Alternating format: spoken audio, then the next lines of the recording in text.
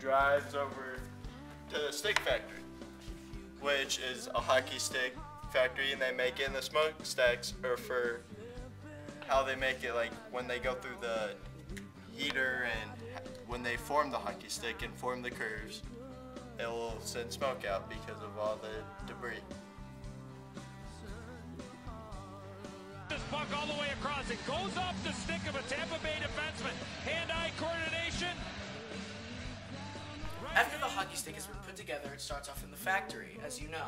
Then a semi-truck comes to pick it up. Depending on where the factory is, the semi-truck might have to drive thousands of miles.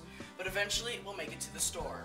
Now, here we have a regular old sporting goods store, and inside of there, somebody will obviously buy the hockey stick and take it to their house. The poise, the patience to get the puck back to the forehand and put it in the wide open net. And the reaction from the... Alright, now we're going to be talking about the consumption of hockey sticks. It all starts with design. Depending on what brand is, Bauer, Reebok, or even CCM, they all have their own unique style to the blade, meant to attract younger kids that want to have something cool to wear, something that stands out, a piece of respect.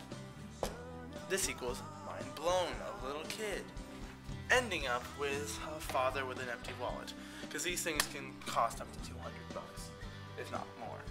Alright, now, but the way they can make these kids want these things, even if they're not into the design, is by having their favorite players use these things in games. You see, companies are pretty smart. They know that if the kid's favorite player is using a certain stick, they're going to want that stick. Hence, they can get the stick. Now, some parents aren't this lenient, and they're not going to just let their kid have whatever stick they want. So, companies are pretty smart. They add certain things called the sense technology, which is the way the puck hits the stick, or they add certain curves. These are also related to the players, because the players all have their own unique curves. Like there's Patrick Kane, who has 88, and there's Sidney Crosby that has 87.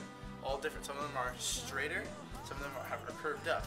Now, depending on the curve, you can either be able to shoot straight up really quickly, or be able to shoot more accurately from a distance on a wrist shot, slap shot, or snap shot.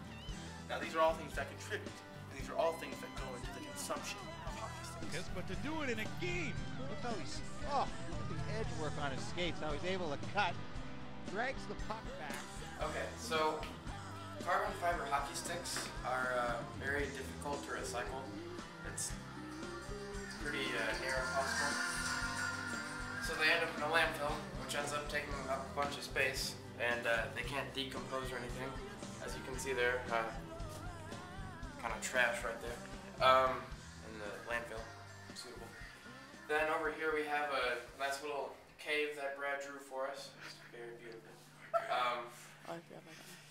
A part of the external costs, the miners have to extract the carbon to go into the carbon fiber. And I did some research, and there's a lot of deaths that occur from mining every year. It is going down as we advance with technology, but it's still pretty bad.